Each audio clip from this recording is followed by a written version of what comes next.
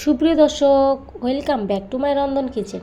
আজকে চলে এসেছি আরেকটি রেসিপি নিয়ে। আজকে আমি তৈরি করে দেখাবো লাউ দিয়ে মাংসের ঝোল। চলো তাহলে তৈরি করে ফেলি লাউ দিয়ে মাংসের ঝোল। এখানে আমি মুরগিটা কেটে নিয়েছি আর লাউটাও কেটে নিয়েছি। এখন আমি এগুলো সব ভালোভাবে ধুয়ে পরিষ্কার করে নেব। চুলায় একটি কড়াই বসিয়ে দিয়েছি, দিয়ে দিব আধা কাপ পরিমাণ তেল। তেলটা যখন গরম হয়ে যাবে দিয়ে দিব পেঁয়াজ কুচি।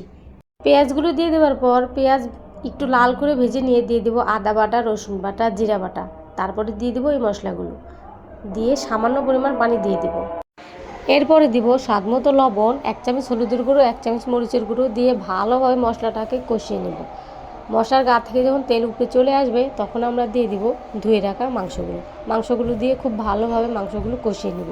মাংসগুলো কষে গেলে মাংসগুলো উঠিয়ে দিয়ে দিব কেটে রাখা লাউ দিয়ে আমি ভালোভাবে লাউগুলোকে সিদ্ধ করে নেব।